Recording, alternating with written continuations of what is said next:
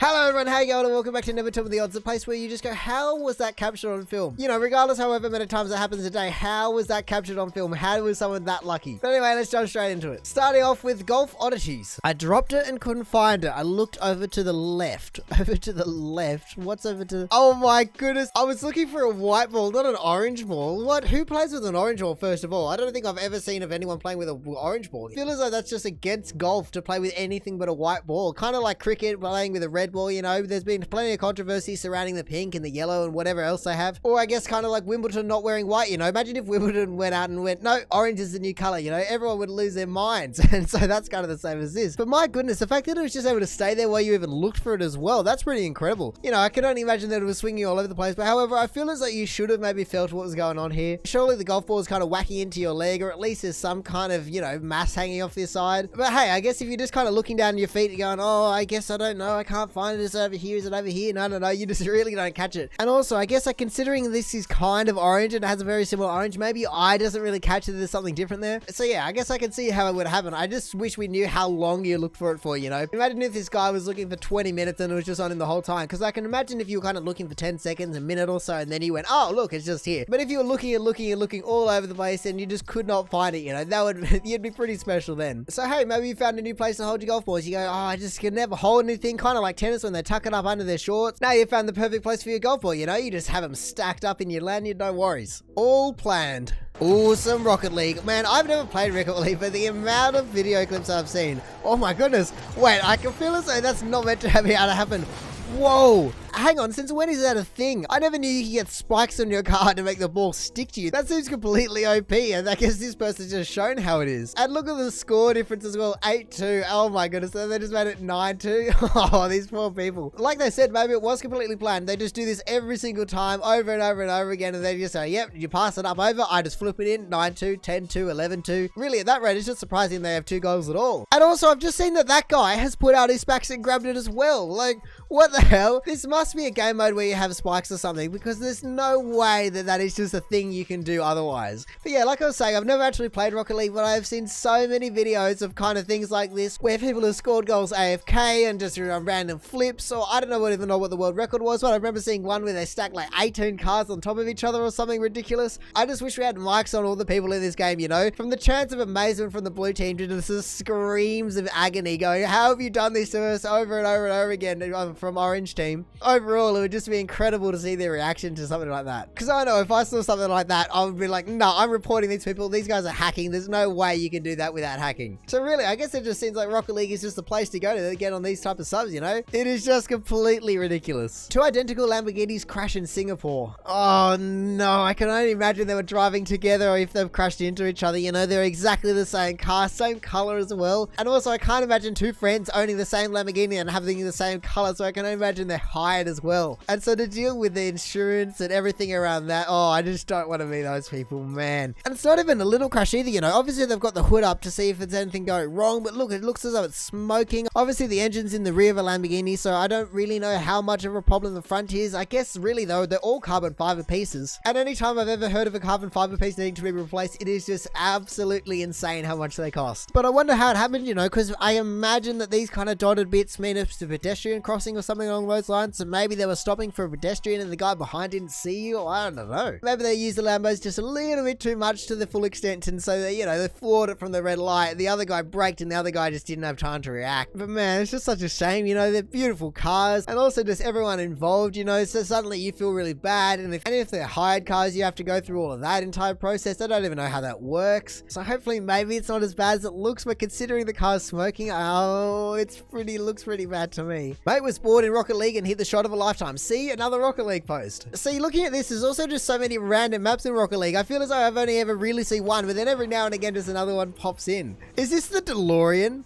What is going on here? Wait, is he reversing? Oh my goodness, he has scored in reverse. Reversing up the wall. That guy must have used the DeLorean to try and travel it to know exactly where that ball was going to go, you know. Just get the sports almanac, which includes this incredible play, and then he just goes and does this, you know. Takes off from the start, does a flip, and then reverses. I don't even know why you would reverse in this situation. I guess like the title said, maybe he's just bored, but then he scores in reverse. Man, honestly, like I said in the last one, if I saw this play, I feel as though I would just have to report this guy as a hacker, you know. He obviously he does this in every game, you know, he just plays it out and then uses the DeLorean and goes back in times and changes the outcome. There is no other way you're about to do this exact thing where you just reverse up the side of the arena and then just score a goal that easily. I mean, looking at the score, perhaps he's not using it to the full extent of what it could be used for, because, you know, it is 4-3 and then he's about to make it 4-4, but yeah, obviously some dodgy dealings is going on here to be able to do a maneuver like that. Again, I just wish we had mics on these people to hear what kind of reaction they had to this, you know? You know, whether you might even notice, or perhaps they were just looking away and just reversing or something like that, and then everyone else is just trying the hardest and then they just get completely clowned on by this guy. Because really, in the final minute, there isn't too many better ways to equal the score than this, is there? Lucky nurse. Violet Jessup, a ship nurse. She served on each of the 3 sisters, Titanic, Britannic, and Olympic. While she was on board, the Olympic collided with a warship and nearly sank. The Titanic hit the iceberg and sank. The Britannic hit an underwater mine and sank, and Violet survived all 3. That is just insane. I feel as though this is definitely the best Never Tell Me the Odds so far. At that rate, she's almost just a suspect for why the 3 of them went down. You know, if you kind of put the pieces together and you went, okay, 3 out of 3 ships she was on sank. She's either directly responsible for steering them off course and into whatever they hit, or she's just never allowed on any kind of ship again. Because that, what? And you know, it's not even like, oh, and she hit the Olympic and then she finally passed away because that was her final straw, you know? Like, no, she survived all 3 and lived to tell the tale. I do find it interesting though that the Titanic is such this heralded kind of story where compared to the Britannic and the Olympic, which I feel as though I've heard about before, but you know, it's not as though there's movies and books and all this other stuff. They're only kind of household names compared to the Titanic, you know? Everyone knows what the Titanic is. But no, this is just incredible. I feel as though the only other way that this could be any better is if she had 2 sisters and they all were serving on all 3 of them, you know? So you had the 3 sisters of ships and you had the 3 sisters that survived the 3 crashes. And also just even the fact that she wanted to go and serve as a nurse again on a ship after she already had experienced, you know, 1 crashing, and then let alone after the second one sank as well. So yeah, is it Never Tell Me the Odds that she survived all 3, or is it Never Tell Me the Odds that she actually wanted to be on there? Or maybe she was with the military services or something and so she had to be on there, but still, just surely after a while you go, please no more ships. This is your life now. Oh, this is some old, whoa, oh my goodness, did his wheel just come up? Wait, what are they saying? Yeah, his wheel just came off. Wow,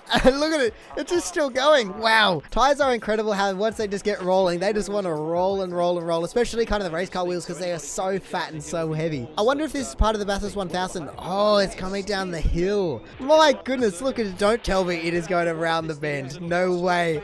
Oh my goodness. Oh wow. Whoa, no, wait, is it going to thread the needle?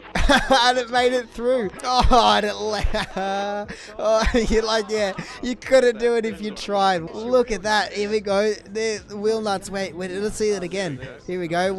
Let's see if we can see them. Boop. Yeah, they just pop out the side. No worries. And then it still continues to drive. I guess it's still just kind of on the axle and whatnot. But yeah, look at that. Oh, the sparks as well. But we'll watch this one again because look, it just waits for all the cars to pass. No worries. It's a little bump. Oh yes, no worries. I think I'm just going to take a rest here. But look at that. Like I was saying, you can just see how much fatter a race car tire is compared to just a standard tire, you know. I can't imagine that these tires are anything special, but still, you know, a car tire only gets so thin. And considering the V8 tire looks, what, almost twice as thick as a single car tire, like, you really get the sense of scale there. It's just the fact that it just rolls with such a long tire, you know. I don't know what the kind of scale is on this hill, but it just, like they say, it's very well behaved. It goes all the way down, all the way around the bend, you know. It hits a little bump there and just continues on its way. Bang!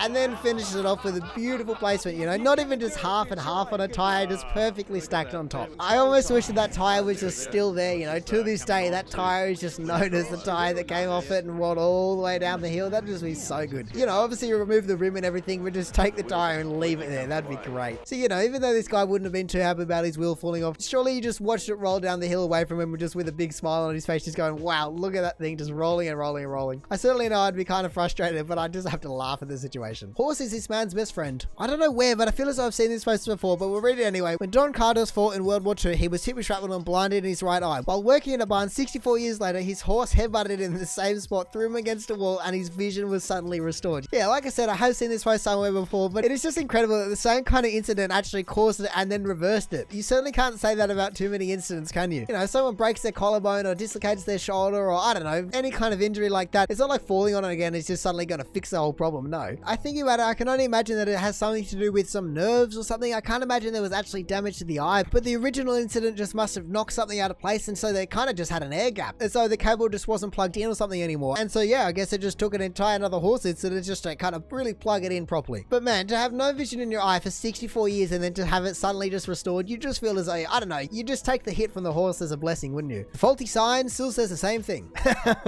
What a random little thing to notice. Yeah, you got the Roman numerals 5, and then you got the B being phonetic B, and then you got the low, I guess. Yeah, you know, bloody English just complicating things. You know, you get rid of 4 out of the 10 letters and you're all good. You can still read it, no worries. I reckon if I was the manager at Five Below, I just wouldn't even bother getting it fixed. You know, you'd become this kind of advertisement haven, just getting free advertisement all the time. You know, we're talking about it right now. You know, whether they notice that it still says Five Below or not, you can still read the official title of the store, but for everyone that does go, hang on a minute, that is 5 below. It just makes it more memorable for everyone. Perhaps they're just doing some sneaky advertisement, so I don't know, can we even call it Never Tell the Odds if it's done on purpose? Really glad I bought this robot vacuum. Oh my goodness, looking at these 2 photos, wow, that's incredible. This is the kind of stuff I come to Never Tell the Odds for. Look at that, the fact that it's just been cruising around the house and then manages to hit the little spring door stopper and turn itself off. It almost looks as though it's just got a little bit more of a turn in before it actually has turned itself off. You know, it could have gone anywhere along the wall and hit anywhere else on its entire circle body, but no, it had to hit right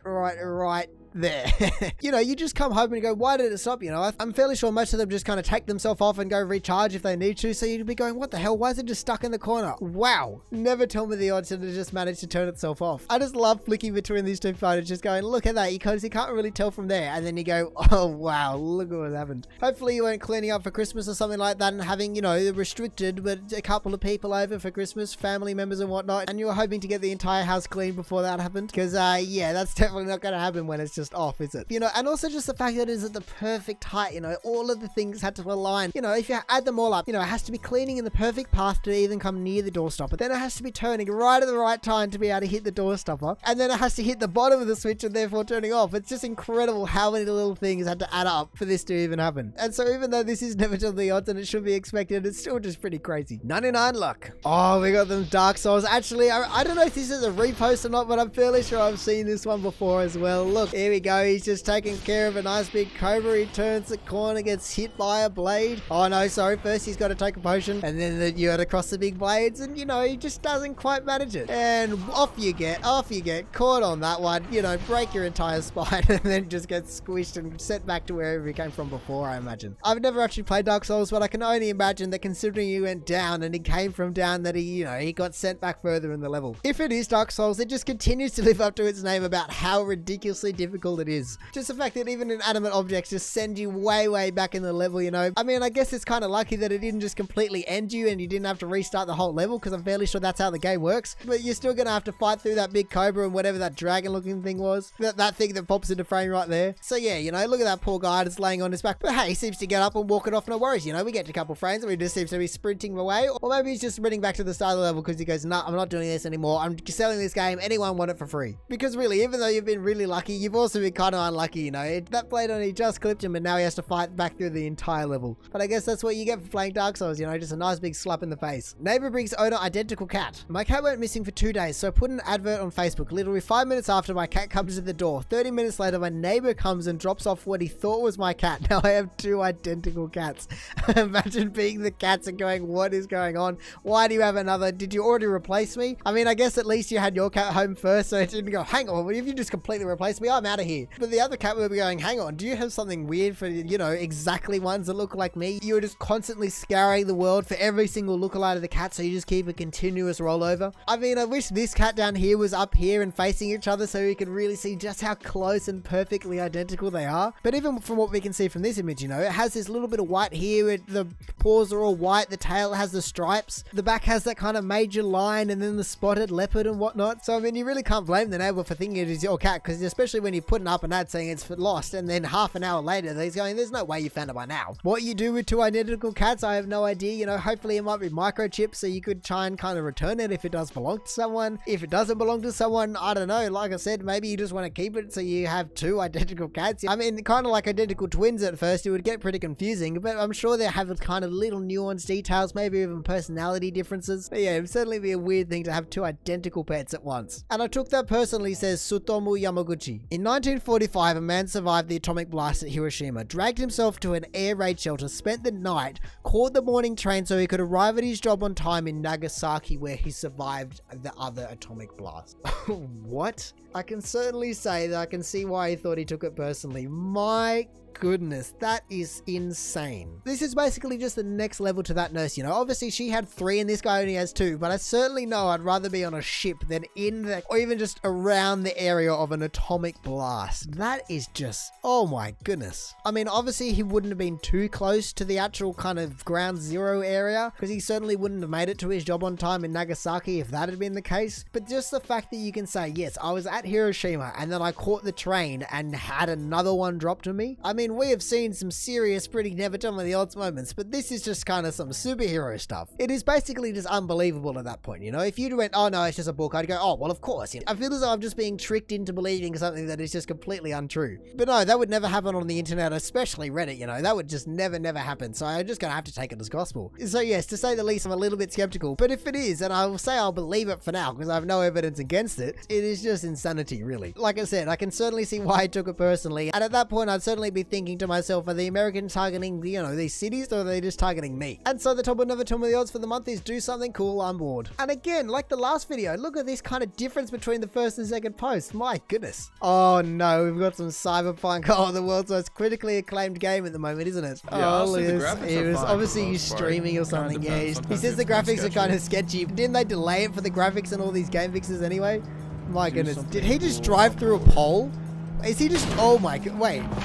Wait, did he just did an entire barrel roll do something? Look at him go. I didn't know if something else was going to happen or if that was going to be it, but just the fact that he put on the sunglasses after it because he had them sitting there. Even though he goes, do something cool on board, and then manages, look, he goes through the first one and then just, oh yeah, I meant to do that, no worries. Look at him just quickly. Wait, I'm just going to reach down to my desk and put on my sunglasses. You know, he basically just says deal with it written across his glasses there. And my goodness, I thought this was going to be a glitch, but no, it doesn't seem to be a glitch at all. I mean, I guess it kind of is a little bit weird with the physics of that, but just the fact that he was able to barrel roll his car. Ready? Look, just, oh yep, no worries. Landed all 4 wheels down too easy, just continues on. And then, yeah, just polish it off with a nice bit of sunglass wearing. I assume his streaming numbers are about to go up dramatically considering he has 80,000 upvotes on this, but he's certainly just really now cemented his place in wherever he's streaming on. So hey, I guess say what you want about Cyberpunk, but it's given you golden moments like this, so I reckon just greatest game of the year, really. But anyway, that is going to do it for the top of Nevertellmetheodds. Thank you for watching. If you did enjoy the video, please hit the YouTube analytical things down below. Other than that, there's been a whole bunch of videos I've been posting and a whole bunch of posts that I reckon would go well on this sub, so make sure you check some of those out now. Or maybe you just want to consider subscribing so you don't miss another one in the future. But all in all, have a good one and see ya.